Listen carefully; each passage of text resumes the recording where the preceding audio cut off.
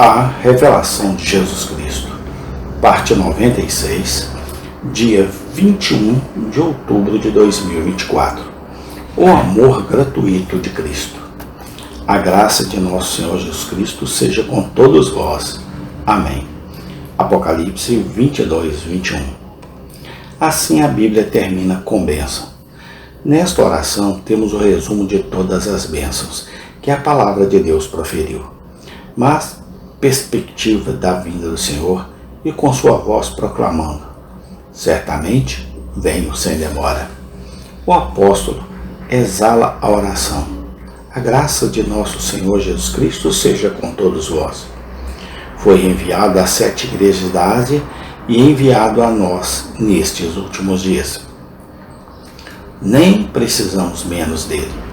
Serviu bem para a igreja no início de sua história. Também combina com ela no final. O amor que ultrapassa o conhecimento está contido nele. E nesse amor, tudo o que um pecador precisa a princípio, bem como tudo o que um santo precisa até o fim. Graça abundante, graça reinante, graça conquistadora, graça justificadora, graça consoladora, graça purificadora. Essa é a chave para a história da Igreja de Deus. É a história do amor gratuito de Cristo e da salvação ao extremo, por meio desse amor gratuito que flui para a terra, pois tudo que pertence à libertação do pecador e à vida eterna vem de Deus para nós. O homem é simplesmente o receptor e o desfrutador de um amor tão ilimitado quanto não comprado. 1. O que é esta graça do Senhor Jesus Cristo? Amor livre, favor divino, não comprado, não solicitado e imerecido. Com isso a Bíblia começa e com isso termina. O amor gratuito do Pai, do Filho e do Espírito Santo. Esta é a boa notícia que os mensageiros de Deus nos trouxeram. As boas novas que a cruz de Cristo tornou disponível e acessíveis.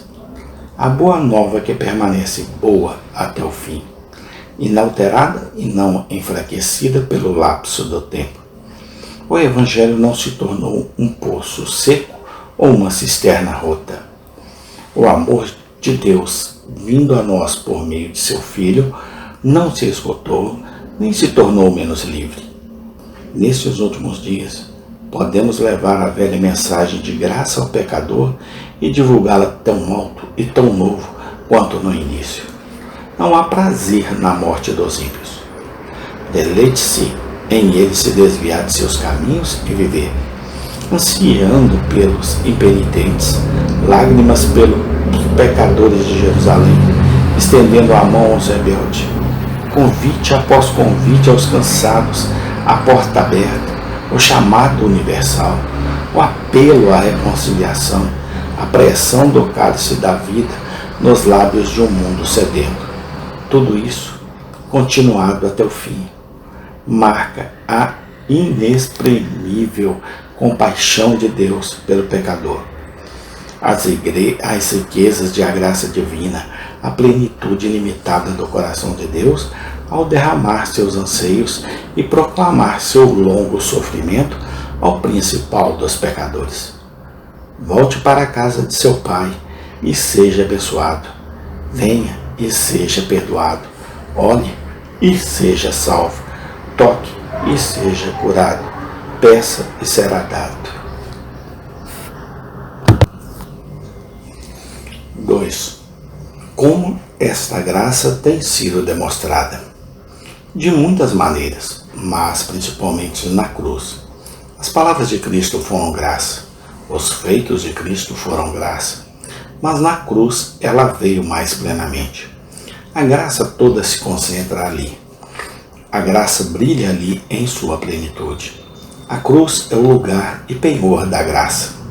A cruz não fez ou originou a graça, mas tornou justo que a graça fluísse para nós. Ele escancarou os portões do depósito, abriu o poço celestial. Da cruz sai a voz do amor, a mensagem da graça. a embaixada da paz e da reconciliação. Essa graça flui por toda parte em uma terra ocupada, mas seu centro é a cruz, e somente em conexão com a cruz ela está disponível e acessível para nós. Está consumado. A própria graça era incriada e eterna. Não se originou no propósito, mas na natureza de Deus. Ainda assim, seu fluxo para os pecadores foi limitado pela justiça de Deus, e até que isso fosse satisfeito na cruz, a graça era como fruto proibido para o homem. O desagrado divino contra o pecado e o amor divino pela santidade encontraram sua completa satisfação no altar da cruz, onde o fogo consumidor devorou o grande holocausto e deu vazão total aos depósitos reprimidos da graça.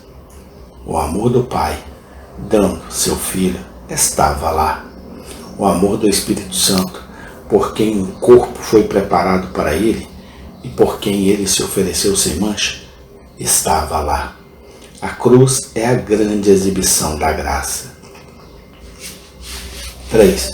Como obtemos esta graça?